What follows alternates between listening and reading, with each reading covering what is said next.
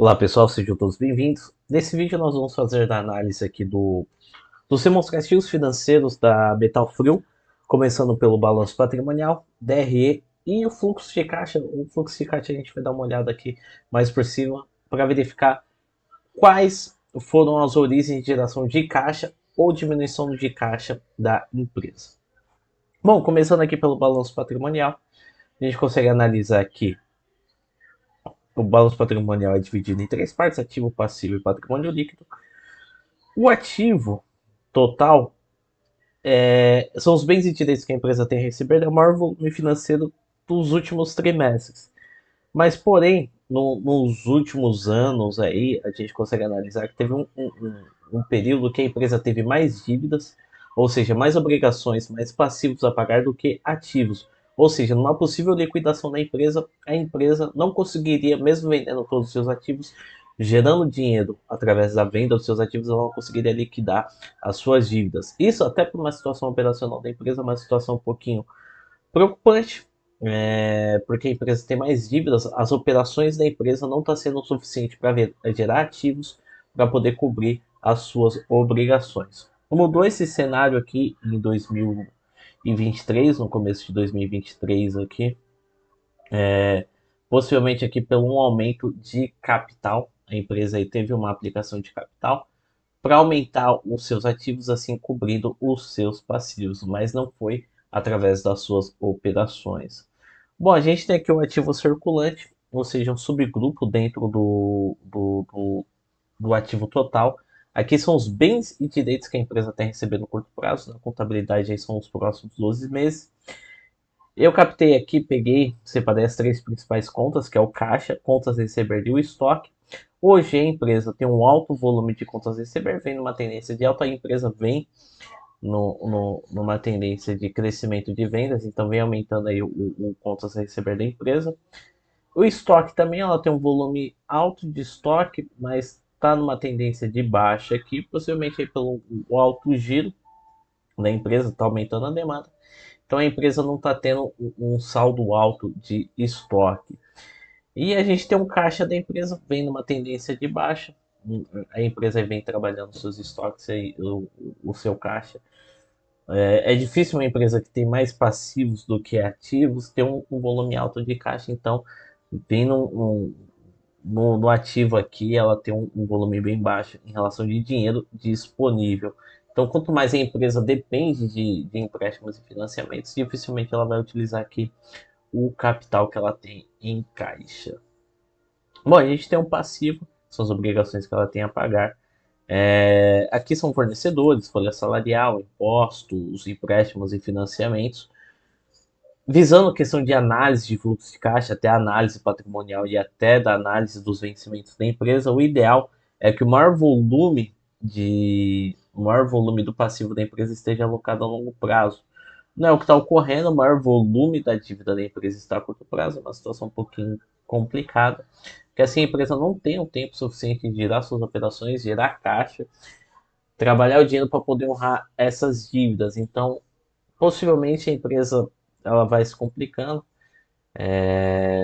vai se atrapalhando, porque assim ela não tem um tempo, ela não tem um caixa, o giro da empresa talvez pode não ser eficiente, ou seja, a empresa, os vencimentos que ela tem a pagar está superior ao que ela tem de vencimentos, ou seja, de recebimentos dos seus clientes.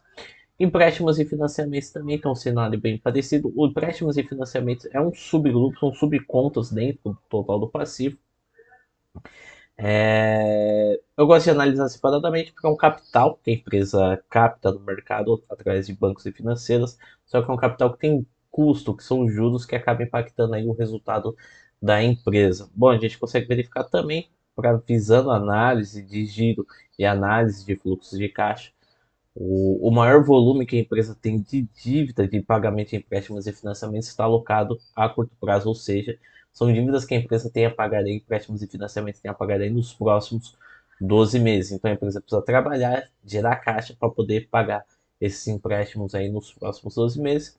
E o menor volume dos empréstimos está alocado a longo prazo, que é acima de 12 meses. Então, o ideal sempre é que, em relação a dívidas, a passivos, o maior volume esteja alocado a longo prazo, Assim a empresa tem tempo suficiente para poder honrar esses compromissos. Vamos falar um pouquinho de resultado, falando um pouquinho aqui de vendas, despesas, resultados, lucros e prejuízos.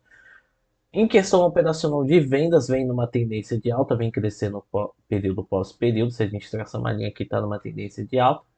Resultado bruto também está numa tendência de alta. E resultado operacional também, entre altos e baixos, aqui vem numa tendência de alta.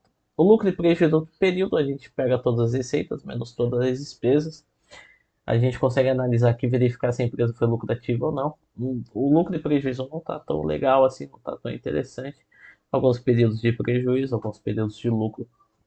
E a empresa vem tentando fazer geração de lucratividade em período pós período.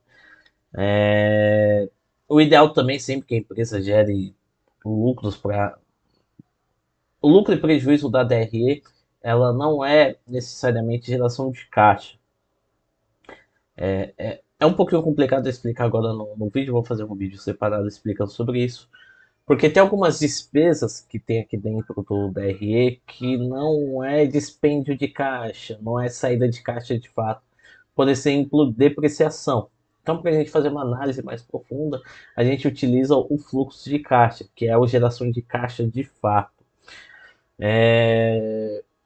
Então, aqui a questão do lucro e prejuízo do período é só para a empresa fazer uma provisão, por exemplo, de pagamento de dividendos. Se a empresa tem uma lucratividade, então ela pode utilizar uma parte e fazer uma prospecção, fazer uma provisão de uma parte desse lucro para pagar dividendos. Então fica interessante para quem é investidor.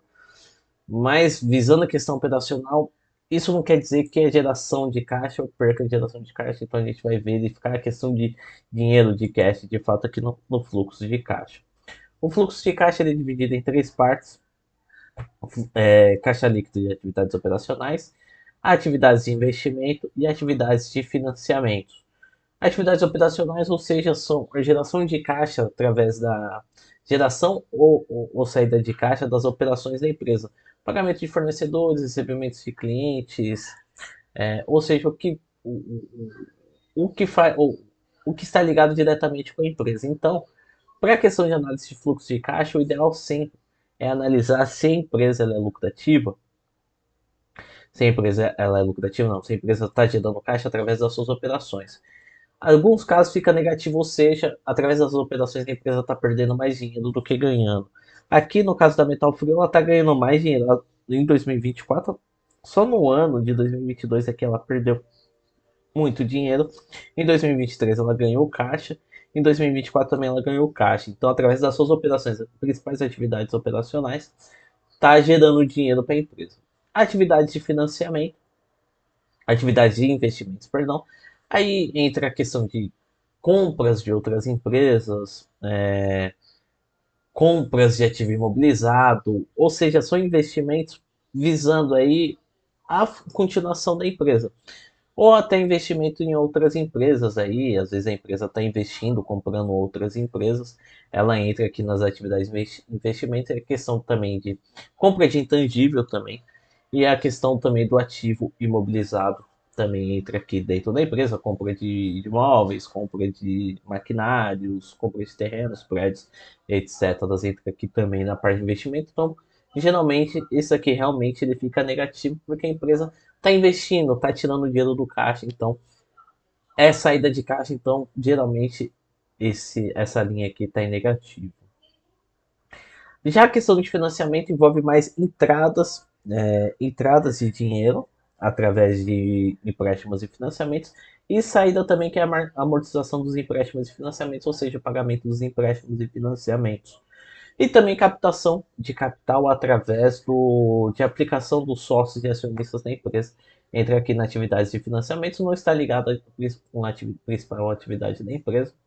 Geralmente também fica negativo, em alguns casos positivos, quando tem aplicação de capital, mas normalmente aí fica negativo. No total aqui a gente vai verificar se teve um aumento do caixa ou teve mais entradas de caixa do que saídas.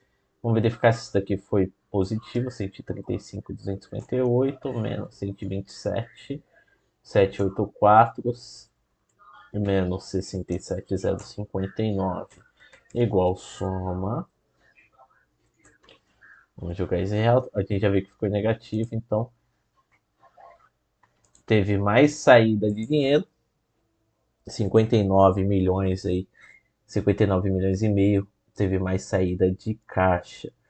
Mas pelo menos a questão, olhando para o lado positivo, em questão operacional, teve um aumento de caixa, ou seja, foi positivo. Em questão de atividades operacionais, teve mais entradas de dinheiro do que saída. Então, pessoal, termino a análise aqui. Espero que vocês tenham gostado. Quem puder estar se inscrevendo no canal aí já contribui demais para a continuidade do projeto.